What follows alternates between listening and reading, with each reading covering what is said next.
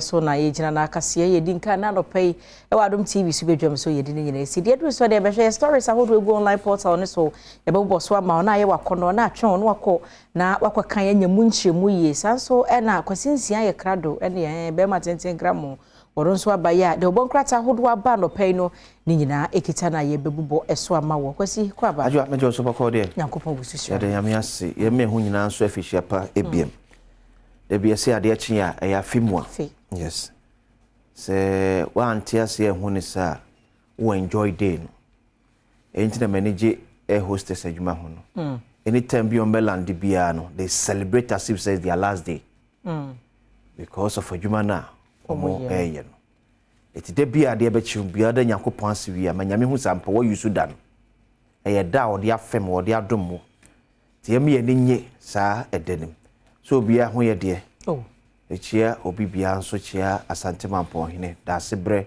o sebo nsu ya otoso bienu akora onkwaso esre nyinche ya hoden ewom mamponfo ani so ne wo ye ede maye yakoso sra nam se ontutu anamo enfensiye na adwempa wo ma asante mampon no enwie peyo enfamaye ono hema nana amaja kuma difie ya otoso bienu nana ima esumbu mosi ehia ne anope adwa na ma hunu story bi wo the chronicle yes me enfele ye ka ma ne nsibem ta ntia ye kogina ho ese fele ma ye ne sa we NPA National Petroleum Authority ne to safon so mo se ye en filling station ko kasa mo fele mo car enfama me sa bem le se ha adwen sa yes ye se o kwa bi at me 40 liters halis obetimi atobe se a little bit above 3/4.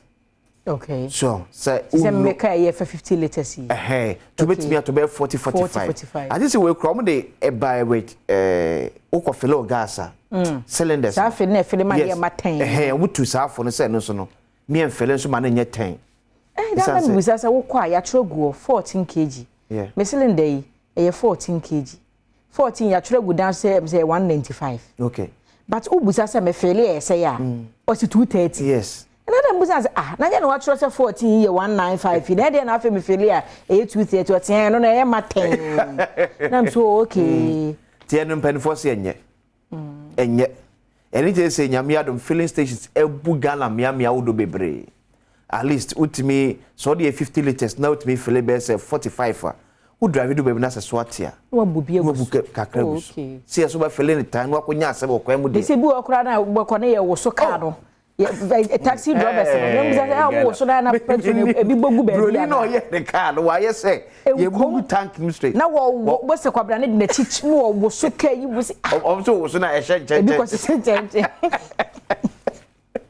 eti ye Yehowa NPF na etu sa for ya fa futu ya hwesa futu no eyi a ebe ha yen na ka me pe bia store no na ka me ready baby kakra am ya ti asie pa se ne NPF mehwe se ne NPF ebo amane no NPA raises alarm don't fill your fuel tanks to the brim don't fill it to the brim we nye Wisconsin ebe boa abonkwa wojapade ho ban asem ne moka okay don't fill your fuel tanks to the brim enye se Wisconsin one pine yanko ebo se sone nam yi hu yes na wakate no na se afi na matias ye tire bia me tangreze mbudu ba bia na watimi kate okay tie kate a me se obi be kwaso na watwe pie se ho na ye mbo se bati hwe kre na sa kate me se obi be kwaso ye be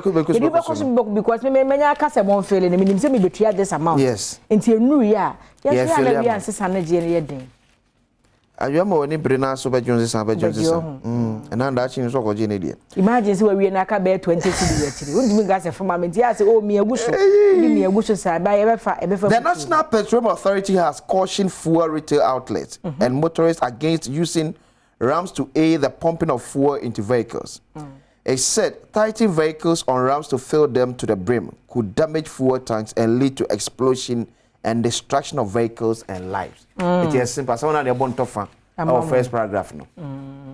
etu fele ma ne bro so a etimi kura pagya etime pagya explosion ebe se fuel tanks ebe se wajapade ekum nipa because abere no driver no tim car ni mu ebi kura na passenger fo wo ma na se de wo fele no gina nchen no wa wo nkwan so wo eje sebo nyes kasem masem dabi no mo kenye me woska mo kasem eye futu om de maya o sie som na de boy ye ho ebai enam so no man ne ka saa do se oduru fuel station dumo engine yes menye call no phone calls but obekọ na fuel attendant no ene gina phone calls no ene ebu na phone tare na so phone tare na begin na me ka so mo use some telephone bi no mo telephone akese bi na mo use na me feel say no no de entumi empagya na say dey say ye de ye bi na mo susu kutakuta be ko na hands free na so no kasa na obu ma ye ko enimi ko say NPA say a more dangerous to us say odu fuel station na so ye call na ebe cause damage I will say making sure say filling stations not to mobile stopper so there be a odu automatic network ebe cut yes you know say necessary I remember say Barack Hussein Obama back Ghana way back in 2009 a free 37 ebe sne twema ko TV3 be bie no na odura unya network because of security yes say free say Ghana for ya so ye den to that extent enya call na se chinchine ho na be your call na be kwa akofa se wonko na wu kura de aka o na wo ba obi for so aba yo no onye call enya gitewu a omunyina eka ho se wo be nya se Dr. Mustafa Hamid ye bemma filling stations fuel stations no ato mobile stopper to stop side way ya ye mo ento se wunya wura hwa na wo network nyina atiko no receive call so pie ni emergency call se wo move wo awie wuntimi nye 10 minutes enu 10 minutes it's like 2-3 minutes na the portion na akoto fuel enu 10 minutes ye de tue mu atwetwetwetwetwe except so wo slow tank yes I will tell them, I mean, Enfa Chronicle into a super queen.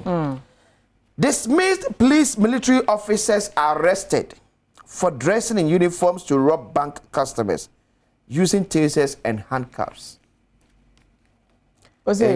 Dismissed police military officers arrested. A police for a soldier for a pam more free a human.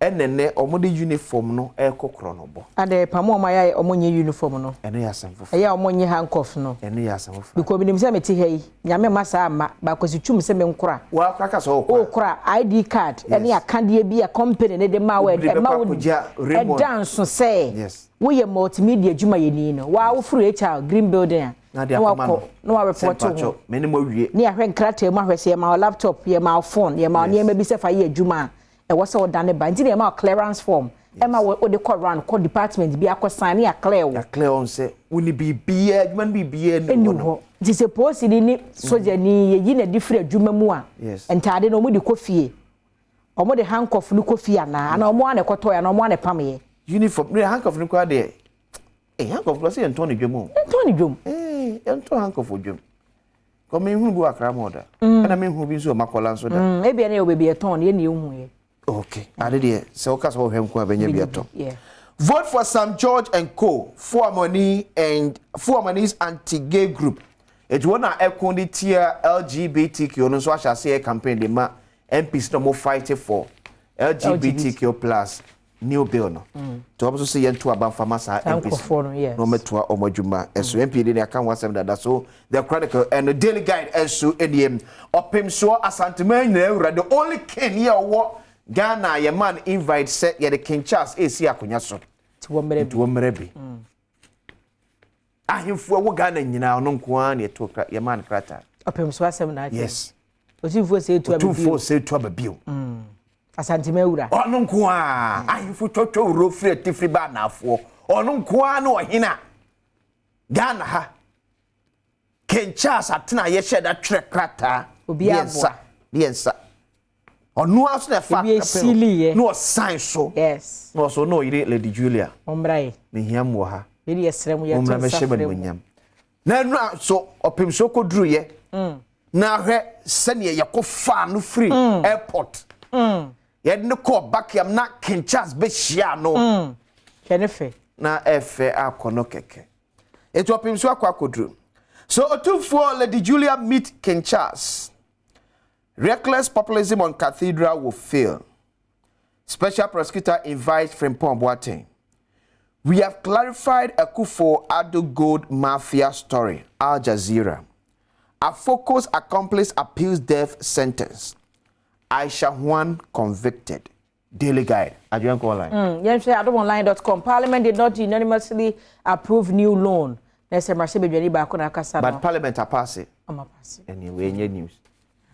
OSP, Office of the Special Prosecutor, we were also from Paul Boateng was saying Galamsey reports and we're inviting the Swammer. Ghanaians eat thrice daily despite on the Dimiensa, on Yabuta. Allotage Cops. I say Ghana for the DCMS. I Ghana for you, Dimpres. And there's Cafu credit once a day. Of our no in you say you bought a 010 formation. 010 formation. The breakfast, no, you need. You try about one horn near Rifu Preco, and 1 year decoda. Of our boys now, more years, research. And there be of come again. Yes, some Ghanaians, they are fine. Fine. I got the Ghanaians eat thrice despite economic. Hey, if you credit, you could have. But you could find credit and press. I don't know why I died. Once a day.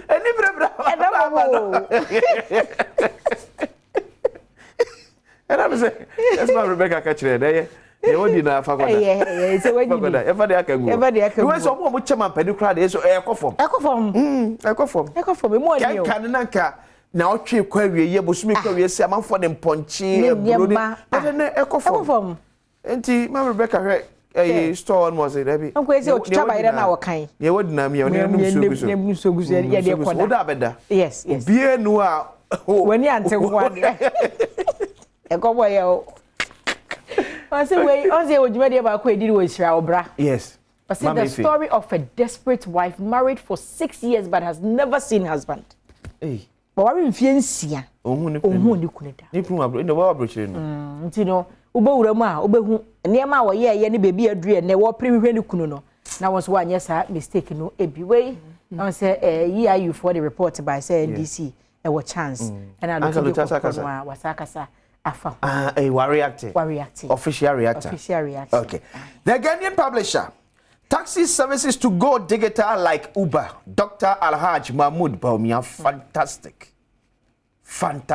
yeda mu yen se ade abuma so na kama we no ebetimi aboama obetimi atresi obe vice ebesro de yakwa enu nyina so na ke yema trotro no so no e upgrading kakra because you get to a point saying semijam bibi wo kamu a metimi akọ driver no straight ye nya fe sem kosi obi so obi asem etebeboa we boy ya dey say and no me ja message also me ja dey waka mu na obi abefro no wafa yes but when he ba ho so a also timi nya baby abeja message say ma dey we akaka mu mu fa entu ye ma boy ya dey nya me nhira digital man Dr. Alhaj Mahmoud Baumia.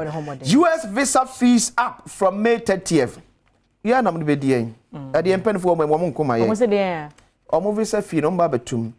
Mo ji amanfo visa fee na mo amfa visa mo sika so amfa mo. Nigeria for it me ya menne. Ube man half when ya visa na. So we apply it ya visa fee na ya bounce wa. We say ma ofa.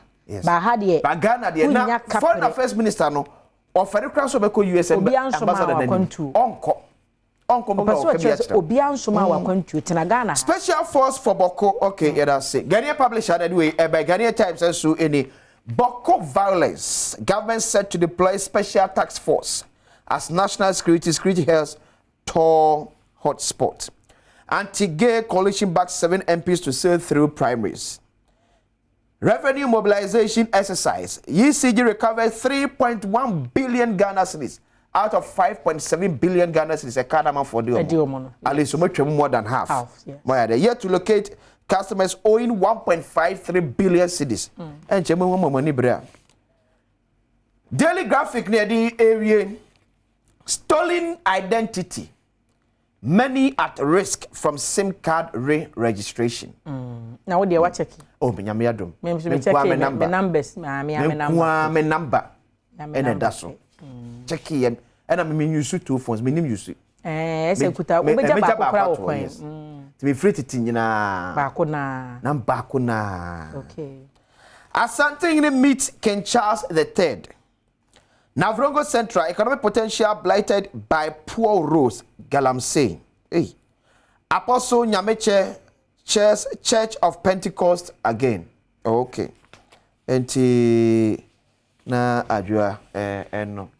So the Ramanjo line say ye wie dia. And ye brain it. Just say time so. Ye brain into ye kon say that the otikachire was by force landing 30 seconds crank am. Wo je ne bre. Na enen so de on say na efiada. Nti ahosepe beba. Yes. Asemi di kan beba. Agokan sie beba. Songo take. Songo take. Songo take. Oja. Enti akode mu nsem eba no. Hwenim say songo take anopai. Wa ye krado. Wa she fire for fire atare no. Adwo enko. Enti ye na ye ho aba abusua badwam so die enko ba bia de aka kire ene dos.